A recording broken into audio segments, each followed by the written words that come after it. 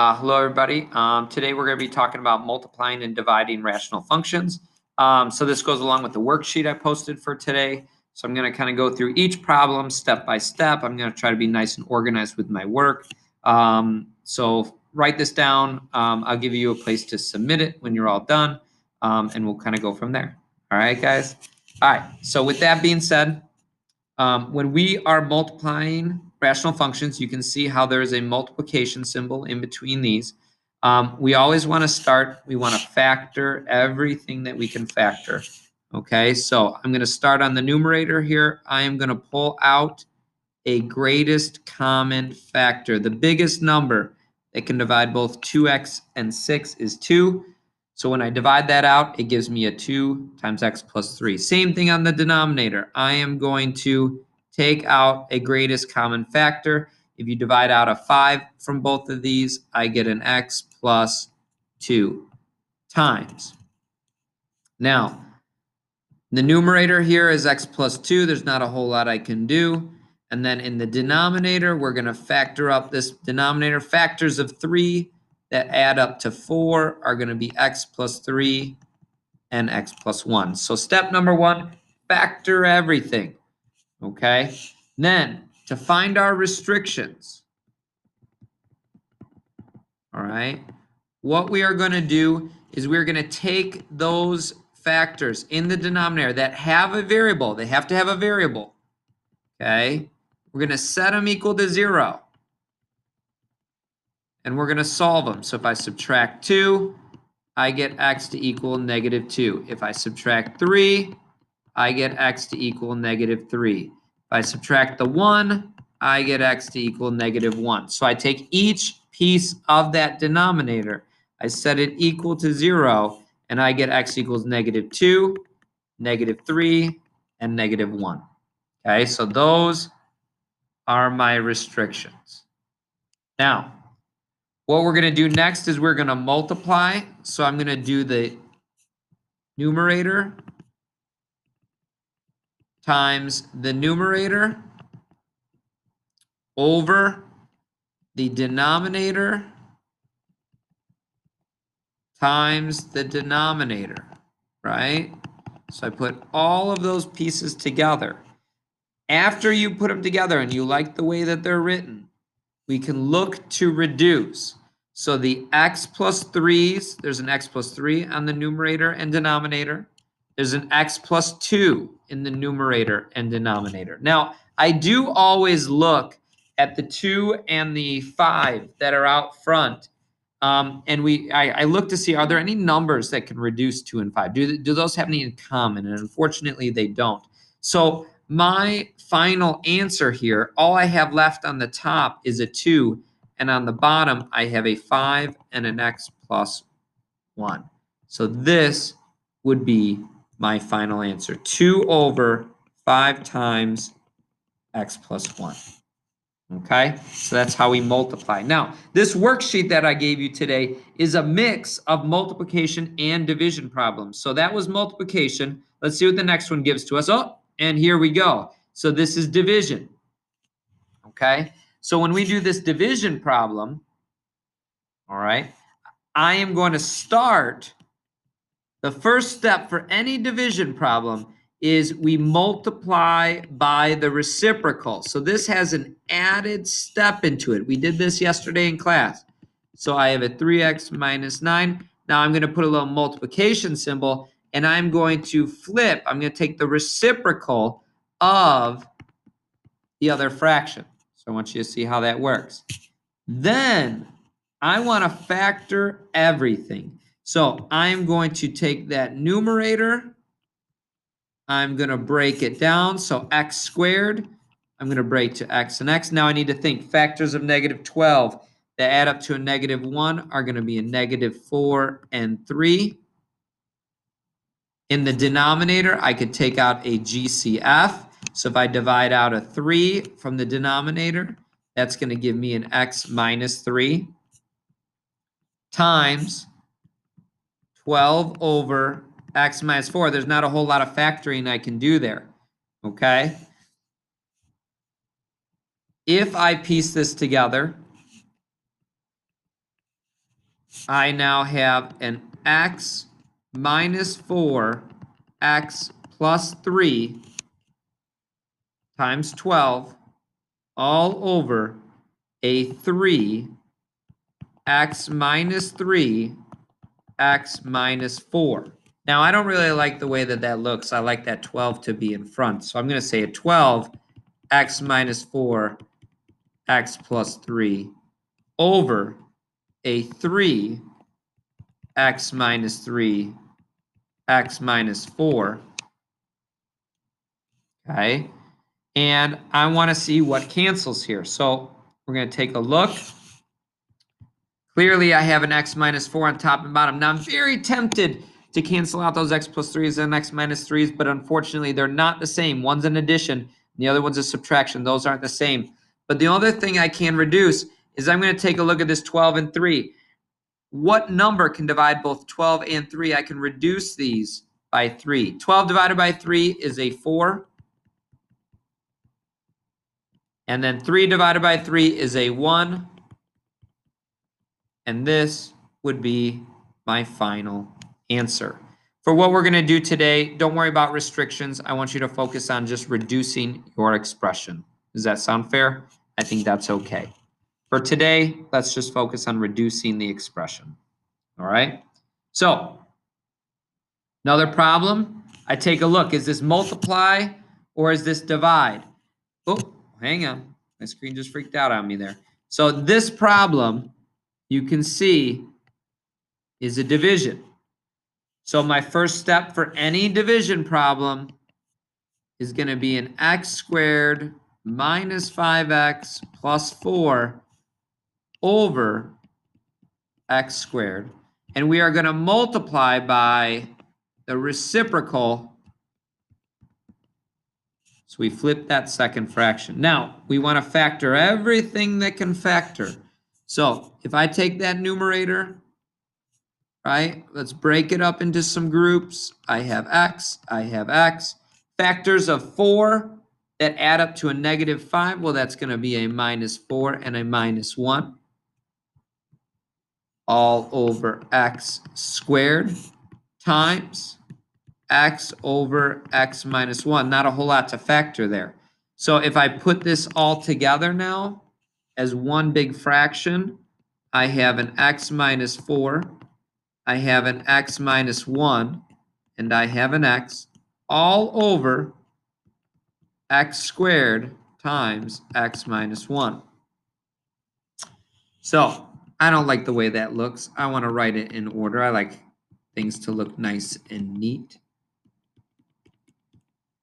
And on bottom, do you guys see that x squared that I have in front? Watch what I do with it. I'm going to write 2x's. That's still x squared. And the reason I do that is because not only will these x minus 1s cancel, but also an x from the top is going to cancel out with an x from the bottom. So that gives me a final answer of x minus 4 over x. And again, for those people watching the video, you don't need to do the restrictions. Okay, we'll worry about those on a different day. All right, so x minus 4 over x is going to be my reduced form. All right, 3 down. We got a few to go. So now I have multiplication. Now multiplication, you do not need to do any reciprocal. We can just go straight into factoring. So I have 6 over an x plus 4, x plus 5. Okay, factors of 20 that add up to 9. If I take out an 8, you can factor out a GCF. So 8 and 40, so I have x plus 5 over. Now I have a 6x minus 12. GCF of 6x minus 12 is a 6x minus 2. So a lot of GCFs here, a lot of factoring. Okay, take your time with that. Feel free to pause and rewind. I want you to take a look at how I broke all those pieces down. A lot of greatest common factors. And now I have a 6 times 8 x plus 5 over an x minus 4 x plus 5 6 x minus 2. Now, I don't really like the way that that looks, so I'm going to call this a 48, right? 6 times 8 is 48. 48 x plus 5 over, I'm going to write this as 6 x minus 4 x plus 5 x minus 2. Okay, now I can look to reduce. So these x plus 5s cancel out. I can also reduce 48 and 6. I can divide each of these by 6. 48 divided by 6 is 8. 6 divided by 6 is 1. And then on bottom, I also have an x minus 4 and an x minus 2. Here is my final answer. Okay? So again, feel free to pause, rewind, whatever you need. Okay? Number 5, I believe there are 8 questions. Here's another multiplication. So again, no flipping, no crazy reciprocal business, just normal factor, combine, reduce, right? So if I factor, I'm looking at the first numerator, 5x minus 15. I can take out a GCF. If I divide out a 5, I get an x minus 3 over 4x squared times I have an x cubed over GCF on the bottom, take out a 6, divide out a 6, I get an x minus 3. So now if I combine these all as one fraction, I have a 5x minus 3 x cubed. We'll combine that a little better here in a second. I have a 4x squared times 6x minus 3. So if I make that look a little better, I'm going to call this, watch how I write it, 5x cubed, x minus 3 on top. Do you guys see how I kind of put that in a little order? I reorganized it. On the bottom, we can multiply 4x squared, we can multiply to 6. That's a 24x squared, x minus 3. Now, I still don't like how this looks. I'm going to still write it as, watch how I do this, 5, 1, 2, 3 x's, x minus 3, all over 24, 1, 2 x's, x minus 3. The reason I do that is because watch what cancels. Clearly, the x minus 3's cancel, but also I get 1x on top, 1x on bottom, second x on top, second x on bottom. Now I look at the 5 and 24 and I think to myself, are there any numbers that can multiply both 5 and 24? And unfortunately not. So I have a 5x over 24 for my final answer. Again, for today, let's not worry about restrictions. Okay? Let's keep going. We got 3 more problems left. So another division. So we're back to division here. So when we divide, so notice, I see that division right in the middle. So whenever you divide, we keep the first fraction the same over the same denominator. But we're going to multiply now. Now we're going to flip it. We're going to say x squared minus 8x minus 9 all over 3x plus 24. So now that I did my reciprocal, now I can factor everything that I can. Ooh, sorry about that. Sometimes I touch the screen too fast, it moves. All right. Likewise, see? Sorry. Probably giving you a headache here. Okay, let's try that one more time. Okay, so now I'm going to factor that first numerator. That x squared plus 5x minus 24 is going to give me an x. Factors of negative 24 that add up to 5 is going to be a plus 8 and a minus 3.